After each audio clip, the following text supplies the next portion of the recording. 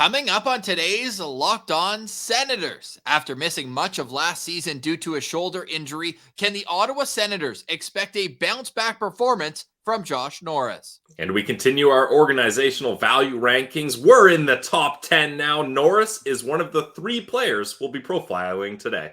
Not going to spoil the rest. Stay tuned for that and more. This is the Locked On Senators podcast. It's your team every day. Your Locked On Senators, your daily podcast on the Ottawa Senators. Part of the Locked On Podcast Network. Your team every day. I'm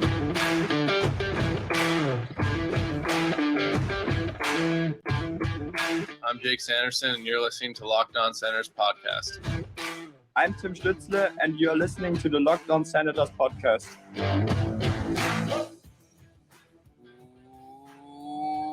Welcome inside episode 872 of the Locked On Senators podcast. I'm Ross Levitan on the outskirts of enemy territory in Winnipeg, Manitoba, alongside Brandon Piller up in the Blue Mountains. A reminder that you can like and subscribe the show wherever you get your podcasts. We are also free and available on YouTube. You can follow the show on social media at Sens Central on Twitter, lockedon.senators on Instagram. Today is Tuesday, September 12th, and Pilsy, we are still awaiting a rookie tournament roster, but the Kitchener Rangers have put out that 6 prospects are heading to rookie camps in the NHL, and 4 of them are coming to Ottawa.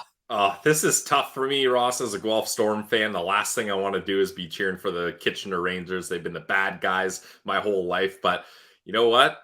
The Kitchener Sens, that's got a nice ring to it. I can get behind that.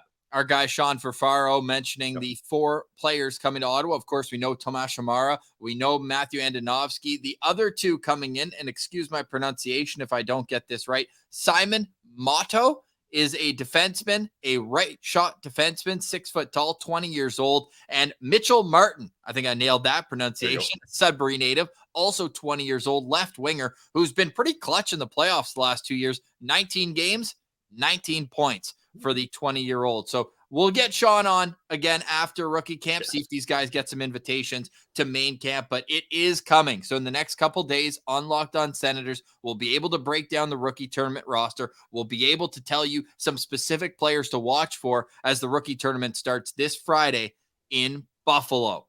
But Pilsy, the big questions around the Ottawa Senators is who's going to step up to get this team into the playoffs. We've already discussed at length the acquisitions, and we're going to get to one of them in today's organizational value ranking, but potentially there's no bigger addition than off the injured reserve with Josh Norris. What can fans expect from him after missing all but 8 games? And 2 of them, one of them he got re-injured, the other one he left early. So really 6 full games of last year. Well, the thing is, I don't think any Sens fan has ever doubted Josh Norris's talent, right? Like, no one's sitting here being like, he's washed up, he's not worth it, it's a bad contract, no potential there, nothing like that. I think every Sens fan, after what we've seen him do in more healthy seasons than he's had in the past, there's a lot of confidence there, and especially him as a number 2 center. I think that's a great spot for him, and I think it puts this roster in the proper structure that it needs to be, that we didn't get to see last year. The only concern with Josh Norris, and it's a big one, is his injury concerns. And more specifically, when you have a center that has shoulder issues, that's when it comes to play big time. No one knows that better than fans of the Ottawa Senators, unfortunately. So where do you draw the line between, hope and cautious optimism here with Josh Norris? Like, are you protecting him if you're the coaching staff, or is it a situation where, just like Shane Pinto, at some point you just got to go test it and hope it's all right? And for Shane Pinto, took 900 faceoffs this year, played all 82 games after having a similar shoulder issue last year. Is it just kind of, let him go and hope, or are you going to try to, keep him outside? Maybe play him with Giroux so Giroux can take faceoffs for him. Are you going to try to play the game within the game to avoid similar situations? Well, I'm going to preface this with my famous quote, Brandon Piller, not a doctor. This is not medical advice. I am not an expert. I'm just going off my gut and my instincts. And I would say, Ross, you do need to play the game within the game a little bit. Like I've said from the start, the reason I don't want the top line to be Brady, Timmy, and Claude is because I want a guy that can take faceoffs effectively for Josh Norris. Now, does that mean I'm saying 100% of the faceoffs will go to Claude Giroux if he's on his line? No, I think Josh Norris can take faceoffs, but I don't think he should be relied upon to be taking all the faceoffs possible when he's out on the ice. I think having that second line of Claude Giroux on the left, Josh Norris in the middle, and Drake Batherson on the right would be a really great second line. And you can have Claude Giroux taking majority, if like pretty much, honestly, most of the faceoffs. I want Claude Giroux taking on that line. And again, it's not because I don't believe in Josh Norris's faceoff ability. It's just, where has Josh Norris repeatedly injured himself? It's with the faceoffs, and that's just unfortunate because you're putting so much kind of torque and pressure on your shoulder in a quick instant. I think that's where it happens. Again, not a doctor, not sure, but that makes sense to me. So I think you want to have a guy that can help him out in that fact. And then hopefully you can have Josh Norris do what he does best, and that's rip the puck. He's got an amazing shot, and hopefully his shoulder is kind of not utilized too much in the faceoffs, and he can have more of a focus on being that elite goal scorer we've seen him do in the past.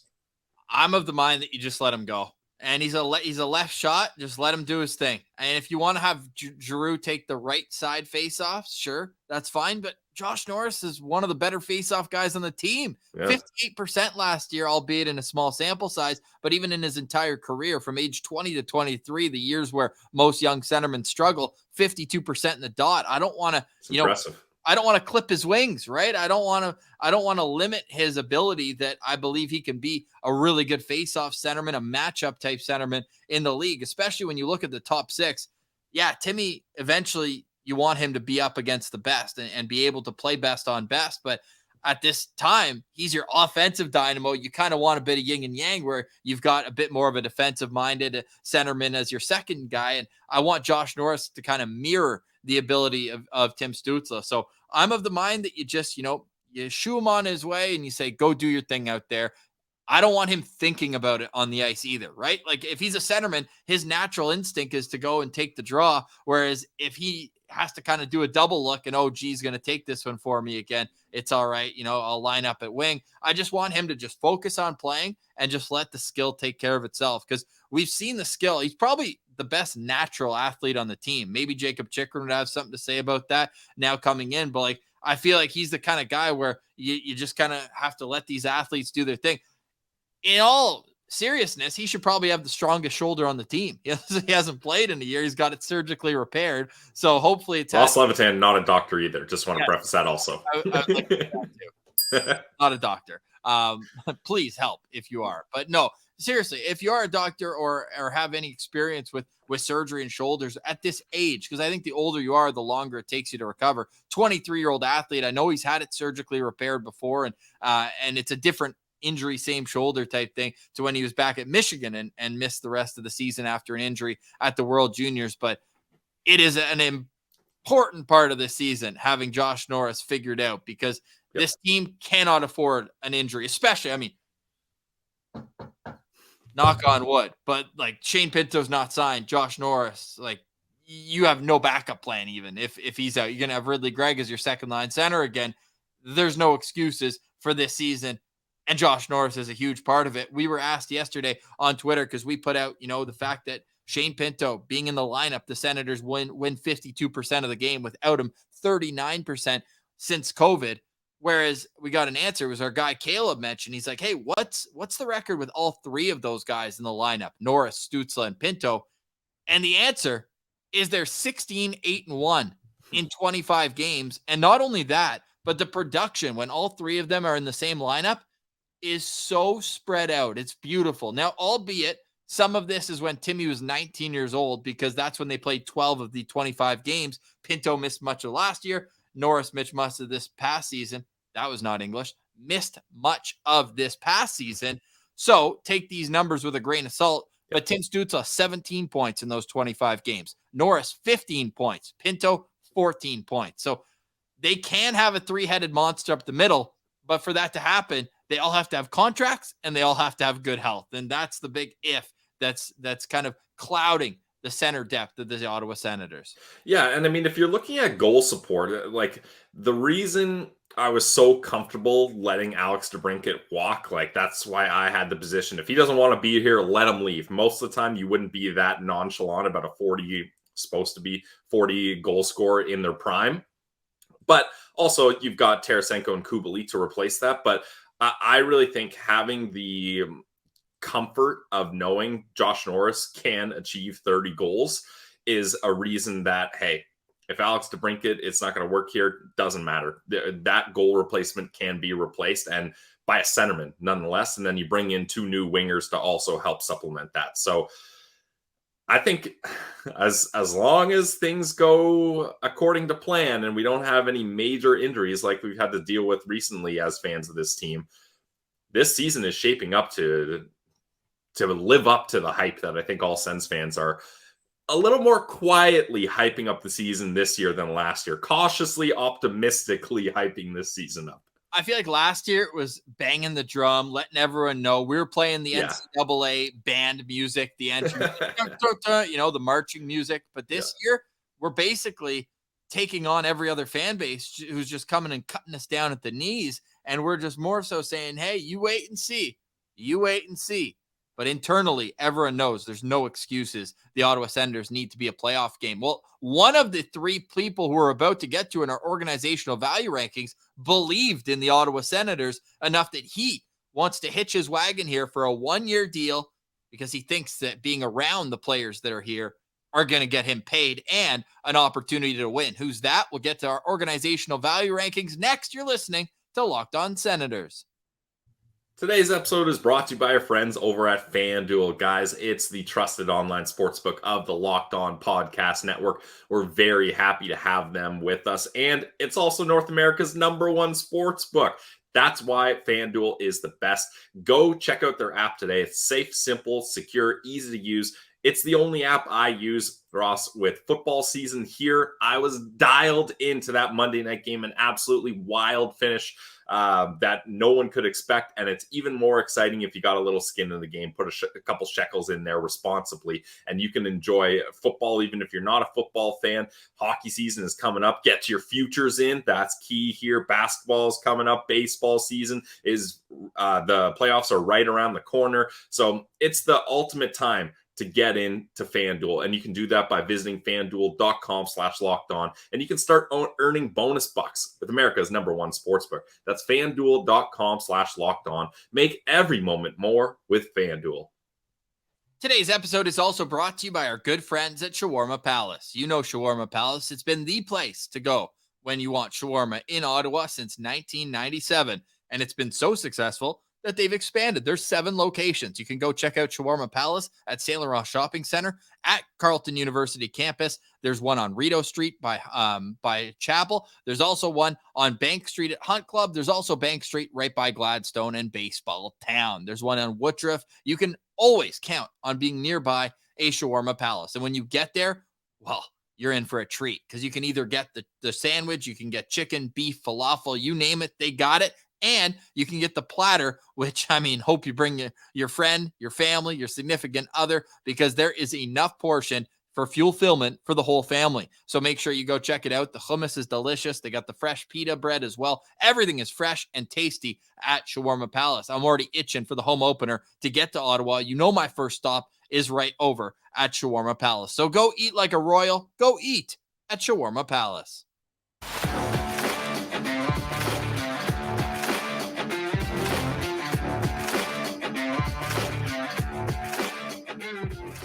All right, Pilsy. Locked On Senators, September 12th. Hockey is coming to Ottawa very soon. Very soon. The preseason right around the corner. We are exactly 1 week away from the charity golf tournament that unofficially kicks off the Senator season. Of course, that's after the jerseys fly around on the ice in Buffalo. But those are the rookies. The big dogs are all skating at the CTC, ready for another season. And this one, there's no excuses. And a big part of that is going to be who kicks off our organizational value rankings.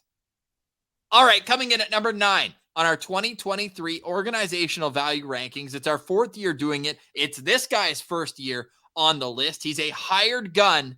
It's Vladimir Tarasenko.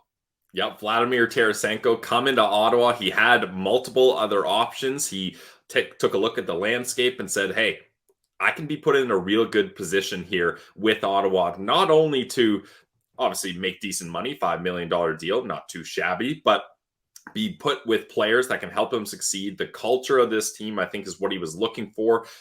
I anticipate he is going to be on that top line with Timmy and Brady. I mean, there's not much better landing spots you can find if you want to put up big numbers. And then, hey, he can have success here, and maybe he likes it, he sticks around, or he uses this as a platform to try to get another big contract in free agency next year. But either way, this is the type of player that the Ottawa Senators needed to be able to attract to try to take those next steps, and they got him.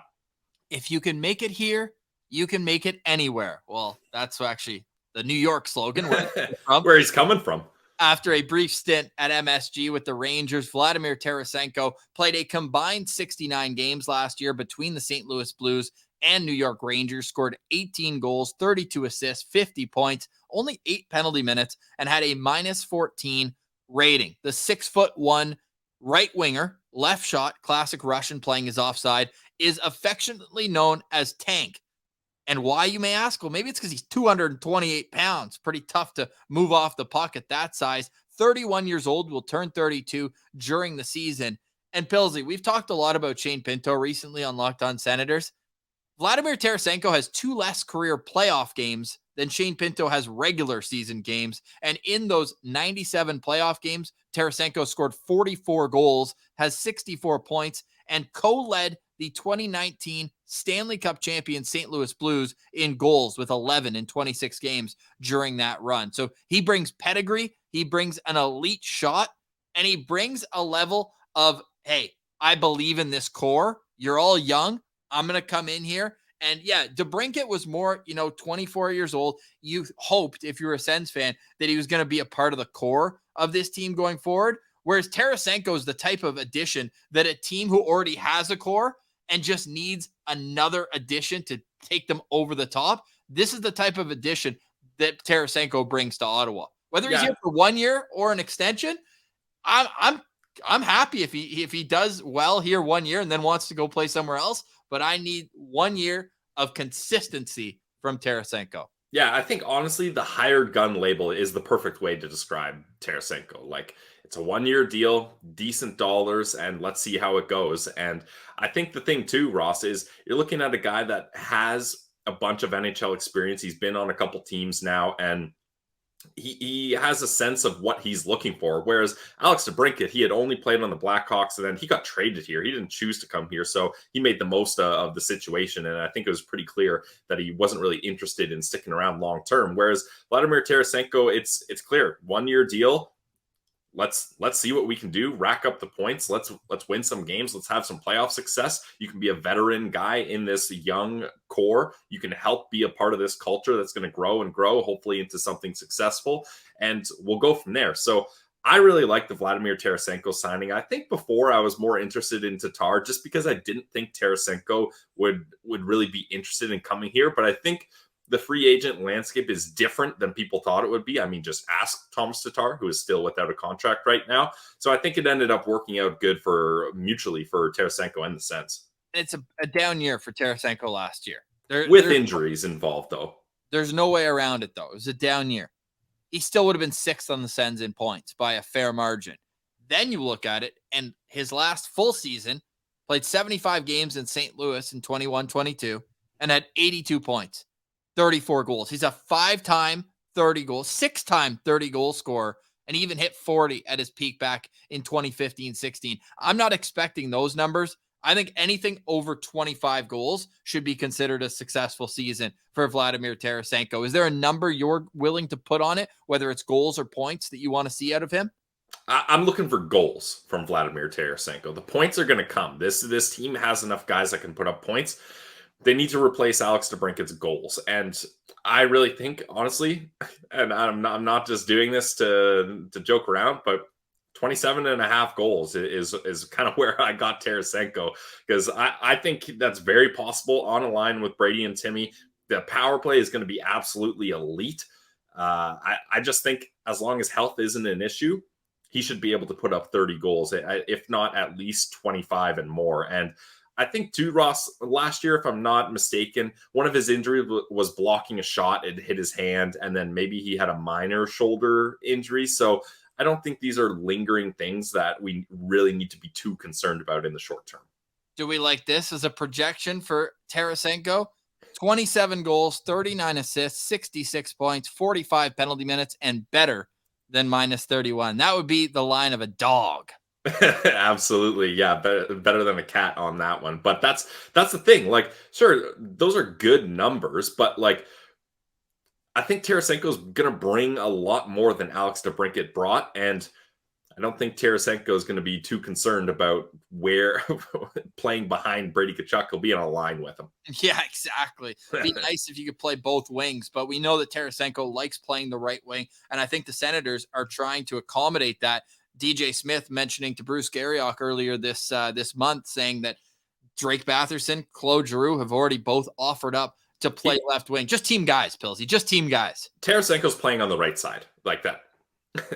He's playing on the right side, and he's not playing on the third line. I'll tell you that for free. He's playing top two right winger, and he's going to be on the top power play.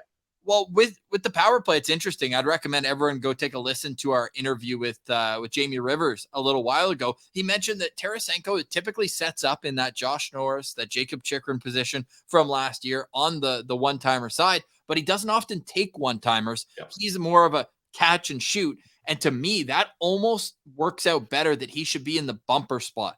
We're going to get to Drake Batherson, but Batherson played so well in that bumper spot on the first unit, but on the second unit, they haven't really had a guy. So I'm not saying that he has to be on the second unit. I don't want him to pull the Heatley, my role's been diminished. But again, hired gun, he'll play where he's told. I really think that middle of the ice, have him kind of be a floater and get those quick release, because that's his number one attribute, those quick release wristers. Yep. And let's say that the one-timer is coming from, let's say it's Chikrin on the second unit on that one-timer side, or Kubalik, because he loves firing the one-timers. And then these rebounds are created out front. I don't need him to stand in front of that. Brady's probably going to do that for a minute and a half on the power play. I like Pinto down low on the second unit.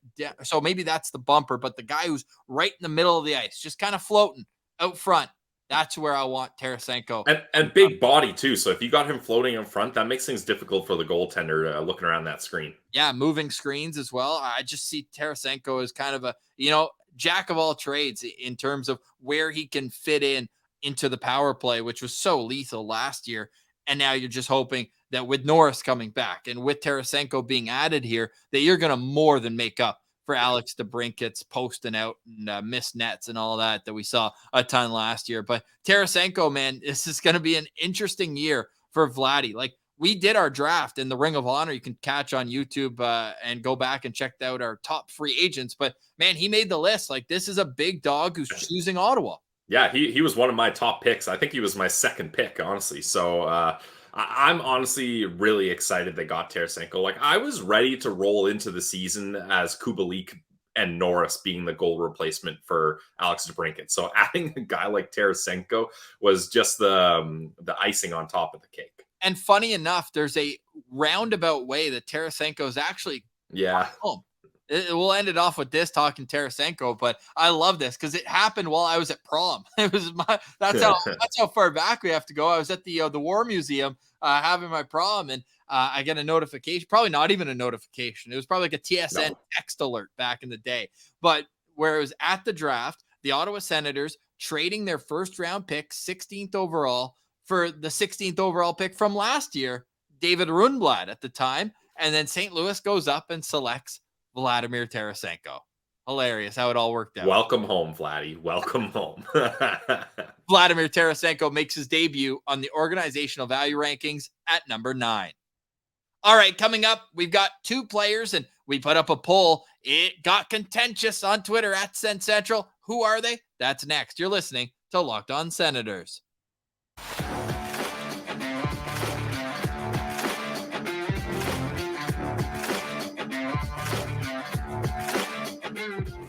All right, welcome back, Locked On Senators. Hockey is so back. So back. The Senators are participating in the media tour Of course, Tim Stützle and Eric Brandstrom were over in Stockholm a couple of weeks ago. And now the NHL Stars are in Vegas. Brady Tkachuk representing the Senators. Not sure if you knew this, but his brother plays in the NHL, Matthew Tkachuk. Video coming out of them playing NHL together. Hillsy and I might be doing some NHL in a little while. Stay tuned. Twitch coming soon. The Patreon's doing great. Appreciate everyone. Yesterday, there are still a few spots left for the Fantasy Hockey League, exclusive to Patreon members. You can go find that on our link tree through Twitter at Sens Central, or go straight to Patreon, Sens Central there. Appreciate everyone for getting involved. It's going to be a fun fantasy hockey. The only problem is that Pilsy's actually really good at fantasy hockey, a lot better than he is at Ring of Honors. Hey, I'm the reigning champ at Ring of Honor, so you watch your tone. You forget yourself. How many wins do you have in Ring of Honors? Number one. Yeah, the number one win in our most contentious Ring of Honor ever. I have the win, and I'm the reigning champion. Is that why we didn't do one last week? You wanted an extra week? Yeah, I'm trying to keep the parade going here. Speaking of the Twitch, though, I'm very new to Twitch. I don't know much about Twitch, so if people have advice or suggestions for us in that regard, well, let me know. I'm open to learning more about this, because I do want to start doing some chill Twitch streaming, and maybe even some non-sports stuff, because I'm a big gamer these days, so I'm fired up about that. I think what I want to contribute, I want to do a Sens franchise mode where the fans make the trades, make everything, but we only play one, like whatever the day of the year it is, we play it in real time. Yeah. I like that. Ross is obsessed with franchise mode. I thought I was obsessed. Ross gets the franchise mode going, but none of your sneaky little preseason adjustments. Fudging the numbers like you like to do, or forcing the Habs to trade all their good players away and things like that. I mean, not many players left. Yeah, what do you mean, good players? Forcing the Habs to extend Gallagher again. And Jack, I get that guy an 8-year deal. Yeah, oh boy. Coming in at number 8 on our organizational value rankings. He's been on this list since we began it. He's made his move up, and now he's actually back where he started back in 2020. At number 8, it's Drake Batherson. Yeah, Drake Batherson had an interesting season last year. I mean, if you look at just the numbers, you'd be like, oh, that's a good season, career high for Drake Batherson. But then you start looking at the numbers more, particularly the plus minus and just the ups and downs of the season he had. And I think he would tell you it was a decent season overall, but there's a lot of things he wanted to improve on. And unfortunately, we talk about pairs on this roster, Ross, without Josh Norris there. DeBrincat and Batherson were kind of essentially a pair on that line, but that was a pair that just did not work. I had higher expectations, but I don't want to start this off negatively about Drake, but I think the big thing is, and we've talked about this in a lot of postcasts, Ross, is Drake Batherson didn't have that defensive acumen that he used to be known for and that we used to really pump up about him. Like, he used to have a little bit of Mark Stone in him where he was able to strip pucks, use his big frame to play a better defensive game. But I don't know if it was just playing with Alex DeBrincat and he felt kind of forced to ramp up the offense to get this sniper the puck and try to score goals and just focus on that. I don't know if that got into his head, or just without having a stable, true number 2 centerman, he wasn't able to perform the way he would have liked to. But the thing with Drake Batherson this season is I want to see a much better defensive two-way game from him. Yes, so do I. And this guy brought it at junior level, at World Juniors. Like, he was known as a two-way winger, rather. I played center in junior, but he's a winger. Don't tell we're talking about EA Sports. They still haven't figured it out. They keep having him listed at center every year. They better fix that this year. Right winger, Drake Batherson. And what I love about Drake is his hands. I mean, that's his number one attribute. This guy can dangle in a phone booth. And what I love too, I was watching some clips about him. Shout out to Youngo on YouTube. He posts these clips of all the season. I forgot about this in the best Tuesday of your life, the home opener.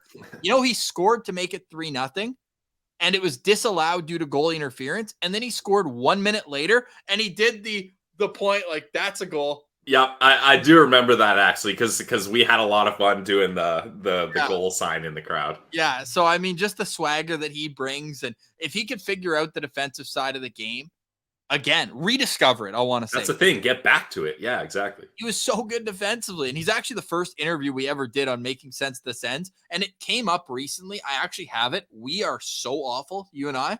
Like, we are so bad in that interview. So I'm hesitant. Oh, no. Maybe for our 1000th episode, I'll put it in that and have it as like, hey, look how far we've come. Yeah, okay. I was gonna say, here we've done 1,000 episodes. Look how bad we used to be. Yeah, pretty much. But hey, with Drake Batherson, let's get to his stats from last year. 82 games. Great to see him play a full 82 games after that clown Aaron Dell took him out for the second half of that year with that high ankle sprain. Absolute clown.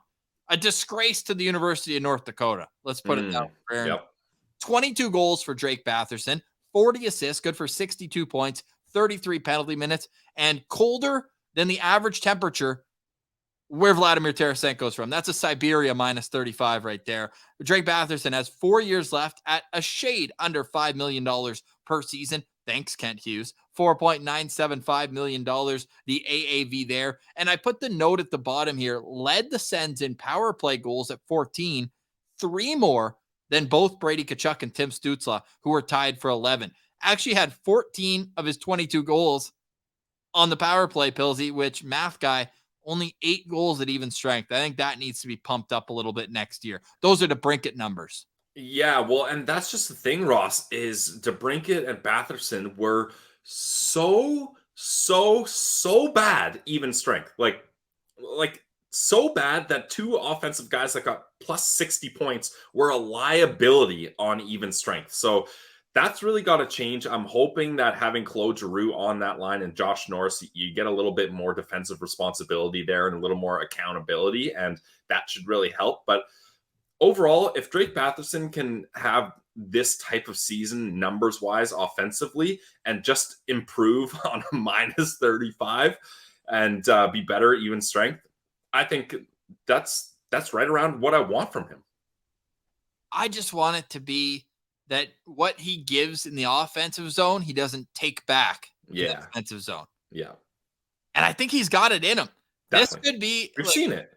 The next guy we're going to get to is the real X factor. We already discussed it earlier. No spoilers. But the two of them together, Josh Norris, Drake Batherson, can make or break the Senators season. Because we know what we're going to get from Brady Tkachuk, Tim Stützle, Claude Giroux. Like, whether they're on the same line or not. You know what you're going to get from them. Tarasenko, I think you got a pretty good idea of what he's going to bring. But these two, in particular, Drake's defensive zone and Norris's injuries, those are 2 X factors that I really need to see before I can believe it. But man, when Drake Batherson's on his game, like he might have the most highlight reel goals on the Ottawa Senators. Like that goal against Washington where he went all around the world and then just pulled it up over. I think that was not this year, but last year. Yeah. Like, he was an all-star for a reason before Aaron Dell derailed the season. Or he was the guy that had that highlight reel overtime winner against Jersey when we were there, right? Or was that Timmy? No, it was Timmy had 4 points that night, but it was Drake in overtime. Yeah, and that goal is incredible. And we talk about pairs on this roster, Ross. Josh Norris and Drake Batherson is a pair that has worked consistently over time in history. They were an absolute dominant pair in Belleville. And then they come up to the NHL. Brady Tkachuk, Josh Norris, and Drake Batherson were one of the youngest top lines in the league, and they excelled. So I don't see any reason why putting Claude Giroux on that line with those 2 guys wouldn't do just as good, if not better. So I'm really excited for this second line. I think if everybody can stay healthy, this top 6, oh man, it's going to be a lot of fun to watch. I'm super excited to see what Drake Batherson can bring at the defensive side of his game. He came in at number 8 in 2020. He moved up to 6 in each of the last 2 years, and now he's down 2 spots, which I think more so speaks to the talent that's been added in front of him. Definitely. But it's still pretty... There's room for him to be even higher on this list, especially with the contract at under $5 million for 4 more years. But we need to see it on the defensive side of the puck. I'm not asking him to be a PK guy. No. But let's just see at 5-on-5, both ends of the ice coming into next season. I think he can do it. That's why Drake Batherson comes in at number 8 on our organizational value rankings. All right, coming in at number 7 on our 2023 organizational value rankings, down 2 spots, just like Drake Batherson, but coming in at number 7, it's Josh Norris. Whew, yeah, this is a big X factor, like you talked about. I think Josh Norris and Korpisalo are kind of similar weights as far as X factor goes to the success of this team this season. And we've already kind of hashed a lot of Josh Norris throughout this episode, but again, I'll repeat it: is the goal scoring ability that this guy has. Ross and I got front row seats to see that in Belleville. His one-timer from his office on the power play is up among the best in the league, honestly. And I really think that if we can get a healthy season of Josh Norris and then pair him with Drake Batherson and have a veteran guy like Claude Giroux on the left flank there, this can be an incredible second line. Now, Josh Norris, this guy's more than a one-timer. Like he's obviously a one-timer threat. 35 goals in his first full season with the Ottawa Senators. Of course, the 56-game season, I guess, was full, but it was also a 56-game season where he was able to play 66 games. And man, he is so dynamic offensively. He brings great agility. His playmaking, I think, is underappreciated. And it's tough, right? The 8 games we mentioned, 2 of them being injury-filled games where he didn't even play. So 6 full games, had 1 goal, 3 assists, 6 points, 4 points, 6 penalty minutes, and was a -1. Was -3 in the first game of the year, though, against the Buffalo Sabres. But that's 7 years, $7.95 million left on his deal. Like, you need that version of Josh Norris back. And if not, a step up. He's 24 years old now, 6'2", 195. And I really think that this year and next year are critical years for Josh Norris. We know how well liked he is on the team. We know that he was able to wear a letter like you saw in that photo we pulled up. Like, same with Drake Batherson, though. Like, these are the core pieces that they've committed to long-term. And then it's like, okay, where's the next step in their development? You mentioned the amazing play that Josh Norris had in Belleville. AHL Rookie of the Year, was a first-round pick. Great piece of the World Junior team before the injury ended his season at Michigan. But, like, I don't know outside of health what to say. I need to see more from him. I just think consistency is going to breed the ability that we've seen already. Great in the faceoff circle, great defensively, can match up, never gets beat one-on-one in terms of a center matchup. He's great defensively from that standpoint. He also has a booming one-timer, good vision as a playmaker. Like, he's got everything that you want in like a 5-tool type player, but it's just, can he stay healthy? It's an age-old question. It's probably cliche because you could say that about any player, but with his injury history, like, he has to prove it before people will believe in it.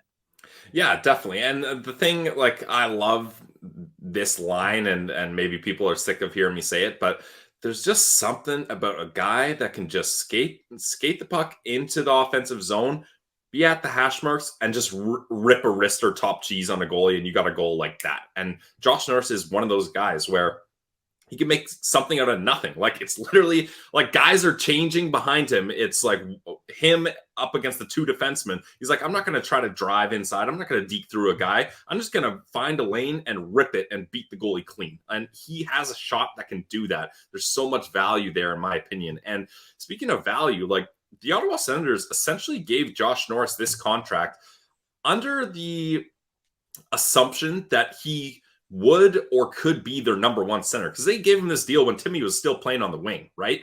And there wasn't really sure, like, can Timmy properly go from winger to center? When are we going to do that? Is he going to be better on the wing or center? Well, now we know Tim Stützle is this team's number 1 center. I don't think that's up for debate. But having your top 2 centermen, one making just under $8 million and one making over $8 million, it's a lot better than having your top 2 centermen making, I don't know, I'm just going to throw a random number out here, $11 million each. Ooh. I'll take these contracts for sure. So I think that's where the Ottawa Senators have done well, is they've had opportunities to kind of really structure this cap. And if everybody falls into their place roster-wise, I like it. I like it a lot. This is a situation, I know that you've mentioned Claude Giroux being the guy who you'd move over and play with Josh Norris at left wing. I mean, Batherson also offered, but you want that to be a line starting training camp with Norris, Giroux, Batherson. Yep, that's your second line, in my opinion. If that's not clicking, but the first line is Stützle, Tkachuk, Tarasenko, who's the first person you'd move up to play on that second line? I mean, it's going to be Kubalik for sure. I think that's the guy that you would do that with. But Because Joseph and Norris, if Joseph's still here, had that great end of the run with Brady as their winger as well at the end of the 21-22 season. Yeah, exactly. There's so many hypotheticals with Pinto not signed and money probably being moved. But yeah, I would honestly flip Batherson and Joseph. I think obviously I don't want Batherson playing on that third line, but man, Batherson on the third line could eat up other teams' bottom sixes, and I think he could have success there if there's a certain centerman playing there that can help him out. So it's all going to come down to what happens with Pinto. But if that, I have a hard time, Ross, seeing that top six not click the way we've got it. Brady, Timmy, Tarasenko, and then Giroux, Norris, Batherson. Like, man, there's just so many different skill positions there, and everybody has their own attributes that they bring to the table. And I really see it meshing really well. Now, you can rewind to last season and us saying Alex DeBrincat, Tim Stützle, and Claude Giroux were going to be that pair, that trio that would mesh perfectly together. And we didn't even get to see that hardly at all. So we'll see how it goes, I guess. What would it take for you to put back the kid line, the old kid line with Josh Norris, Brady Tkachuk, and Drake Batherson? It would take Tarasenko not working on that line with Brady and Timmy. I think that's you don't like the potential of a Timmy Giroux Tarasenko line. No, I definitely do like that as a potential. Yeah, I don't mind that. I don't mind that, honestly. Yeah, because it's tried and tested that Norris and Brady were attached at the hip for so long, and Drake was awesome on that line, and Drake was playing defensively on that line. Now, if Drake can't step up defensively, we know that's probably not going to be the shining light of Brady Tkachuk's game defensively. So you want to have a bit of protection there. No, not that Tarasenko's known as a defensive stalwart himself, but I do think that they're just so elite offensively. You just kind of want you know what? Actually, Ross, I'll be honest, I hadn't even really thought of that because all my line projections had been with Giroux not playing on the left wing. So I hadn't fully thought of that. And you know what? That's a great plan B, and I'm down for that. Yeah, exactly. Really interesting to see what DJ does, and especially if and when Shane Pinto gets back in the mix and what needs to happen for that. There's plenty more to get into, but when it comes to number 7 on our organizational value rankings, it's Josh Norris, who was 9th in 2020, then 5th in 2021 and 2022, and then 7th now in 2023. So funny to see, like Drake Batherson was one spot ahead of Norris in 2020, then Drake moved one spot below Norris the last 2 years and now stays one spot below now, 7 and 8. But those two attached at the hip in our organizational value rankings and attached at the wing potentially for those two with Norris as Drake's center for the years to come. But Josh Norris comes in at number 7 on our organizational value rankings. All right, Pillsy. So we're down to the top 6, man. Ooh. We got 3 more on Wednesday. We've got the final 3 on Thursday. And then on Friday, it's 3 players to watch for the rookie tournament. Now, tomorrow's episode will come out around 1, 2 o'clock, typical Locked On Senators time drops. But on Friday, we're scheduling that baby for 6 a.m. because we want you guys to have the 3 players to watch well in time for the fact the Senators are on the ice at 12:30. I'm going to be on a plane. I almost scheduled the plane kind of on purpose. It's a 2-hour flight, 12:30. Get the Wi-Fi on there, and I'll be able to follow along with Pillsy and all the fellas. Maybe bonus content if something crazy happens on the weekend. Maybe Pillsy will hop on. I'm having one last, we'll call it a wife weekend before the Senators start taking over the life once again. But I'm going to try to be off my phone a fair bit this weekend. But all week long here, Locked On Senators, we are dialed in. I just can't wait for this roster to come out. Pillsy, you think there's going to be any surprises on the rookie tournament roster? I don't think so, but I hope so. I like surprises. They're fun. Yeah, like I can't even think of one, but I just know that they do have Colin McKenzie, one of the goalies for 67s, is going to be there. Like I don't know, like Levy will probably be there as the goalie. You probably want to get 1 or 2 games from Levy, but I mean the other guys have graduated. Like we're not going to see Mads there. We're not going to see Mando there. No. I don't even think we're going to see like Ridley Gregg's not going to be there. No. Roby wasn't even there last year. No. I mean, he already played 2 years of the AHL, right? So it'll be interesting to see because like Buffalo, New Jersey, these are like the top They're stacked. Yeah. Right? It's like what Ottawa was 2 years ago when they had everybody going. But it'll be extremely interesting to see what happens and who's going to rest Monday, because I don't need the Habs to go out there headhunting. I really don't. We don't need Angus, a guy like Angus, to be out with a knee injury for the rest of the year, or that Massacod who got conkied as a professional tryout. Like, just stay healthy, get through it, get to the golf tournament next Tuesday, and then Senators training camp opens with physicals a week tomorrow. Pillsy, any final thoughts on today's show?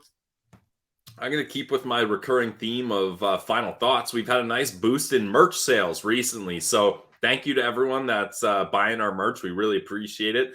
Honestly, like our merch is comfy stuff. It looks good, decently priced in my opinion, and we love seeing people rep the Sens Central Citizen shirts and any Sens Central merch. If you bought merch, take a picture wearing it and tag us. We like that. That makes me smile so much, seeing people fired up about getting that in the mail and putting on their Sens Central merch. So keep on keeping on, guys. Well said, Pillsy. And we are heading into season 5. The unofficial start to season 5 is Friday. Is 3 players to watch at the rookie tournament, and then we get into training camp. It's year 5 of Locked On Senators. Be a friend, tell a friend. We are the People's Pod. You can subscribe on YouTube, goes a long way. Leave a comment below, that also helps, and leave a review on Apple or Spotify. You can put those at the bottom if you scroll down. It helps pump the overall view of the podcast and its visibility spanning across hockey, because we want the smoke from other teams when they play the Senators. We want it. Let's get back to the Zoob comments on Apple Podcast. That was a good one. Like, if you don't want to think too much about what to review, just put Zoob with as many U's as you can fit in the character count. 5 stars, though. Yes, 5 stars. Yes. 5 stars. All right, for today, we say goodbye. For Brandon Piller, I'm Ross Levitan. This has been the Locked On Senators podcast. It's your team every day.